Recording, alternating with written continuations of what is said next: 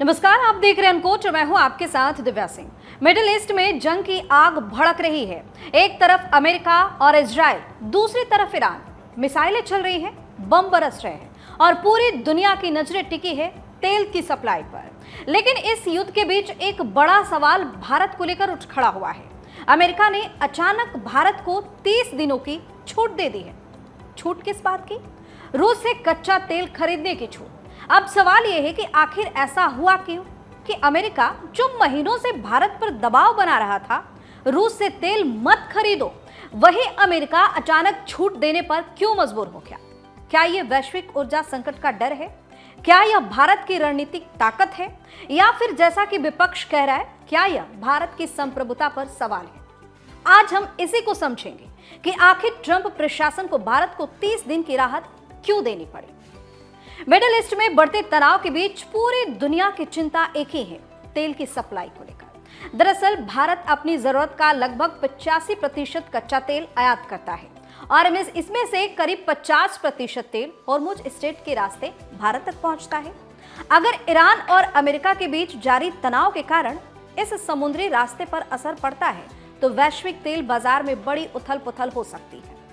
इसी बीच अमेरिका ने भारत को एक 30 दिनों की अस्थायी छूट दी है, जिसके तहत भारतीय रिफाइनरियों रूस से कच्चा तेल खरीद सकती है। हालांकि ये छूट सीमित है, ये सिर्फ उन टैंकरों पर लागू होनी है पहले से जो समुद्र में मौजूद है और मार्च से अप्रैल के बीच भारतीय बंदरगाहों तक पहुंचने वाले हैं। वहीं अमेरिका का ये फैसला अचानक नहीं आया। महीनों से वाशिंगटन भारत पर दबाव डाल रहा था कि रूसी तेल कम खरीदो, अब खुद ही छूट दे दी। क्यों? क्योंकि अमेरिका की मजबूरी साफ है, वैश्विक ऊर्जा संकट से बचना। भारत अमेरिका का रणनीतिक साझेदार है। अमेरिकी राष्ट्रपति डोनाल्ड ट्रंप चाहते हैं कि भारत आगे अमेरिका से ज्यादा तेल खरीदे। न्यूज एजेंसी रॉयटर्स के मुताबिक भारत पहले से बड़ी मात्रा में रूसी तेल खरीद चुका है। कई टैंकर समुद्र में थे। अगर इन टैंकरों को रोक दिया जाता तो रिफाइनरियों को तुरंत नई सप्लाई ढूंढनी पड़ती, यानी कि जो भारत की रिफाइनरी है, और इससे वैश्विक बाजार में तेल की कीमतों में बड़ा उछाल आ सकता था। यही वजह है कि अमेरिका ने वैश्विक ऊर्जा संकट से बचने के लिए एक अस्थायी छूट देने का फैसला किया। अमेरिकी ट्रेजरी सेक्रेटरी स्कॉट बेसेंट ने कहा कि यह कदम सिर्फ अस्थायी है और इसका मकसद वैश्विक ऊर्जा आपूर्ति को स्थिर बनाए रखना है। उन्होंने ये भी कहा कि भारत अमेरिका का एक अहम रणनीतिक साझेदार है और उम्मीद है कि भारत भविष्य में अमेरिकी तेल की खरीद बढ़ाएगा। लेकिन अमेरिका के इस फैसले पर भारत की राजनीति में विवाद खड़ा हो गया है। कांग्रेस ने इसे भारत की संप्रभुता से जोड़ते हुए सवाल उठाए हैं। कांग्रेस महासचिव जयराम रमेश ने सोशल मीडिया पर लिखा कि ट्रंप का नया खेल। दिल्ली दोस्त को कहा, पुतिन से ले सकते हो तेल, कब तक चलेगा ये अमेरिकी ब्लैकमेल।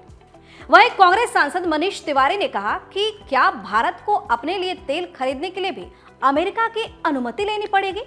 उनका कहना है कि ये भाषा नौ साम्राज्यवादी अहंकार से भरी हुई है। हालांकि विशेषज्ञों का मानना है कि ये फैसला सिर्फ राजनीति नहीं बल्कि वैश्विक ऊर्जा बाजार की मजबूरी का नतीजा है, क्योंकि अगर भारत जैसे बड़े खरीदार को अचानक रूसी तेल से रोक दिया जाता है तो तेल की कीमतें पूरी दुनिया में तेजी से बढ़ सकती हैं और इसका असर सिर्फ भारत पर नहीं बल्कि पूरी वैश्विक अर्थव्यवस्था पर पड़ सकता है। यानी साफ है, मिडिल ईस्ट में जंग की आग सिर्फ युद्ध के मैदान तक सीमित नहीं है। इसकी तपिश अब दुनिया की अर्थव्यवस्था और ऊर्जा सुरक्षा तक पहुंच चुकी है। तो सवाल यही है, क्या यह सिर्फ 30 दिनों की राहत है या फिर बदलती वैश्विक राजनीति का संकेत? क्या आने वाले समय में भारत के लिए नए समीकरण बनाने पड़ेंगे या फिर यह संकट भारत को ऊर्जा के नए रास्ते खोलने के लिए मजबूर कर देगा? फिलहाल इतना तय है कि मिडिल ईस्ट की जंग का असर अब सीधे भारत की ऊर्जा सुरक्षा पर दिखने लगा है। आप अपनी राय हमें कमेंट करके जरूर बताएं। चैनल को सब्सक्राइब करें, वीडियो को लाइक और शेयर जरूर करें। बहुत बहुत धन्यवाद।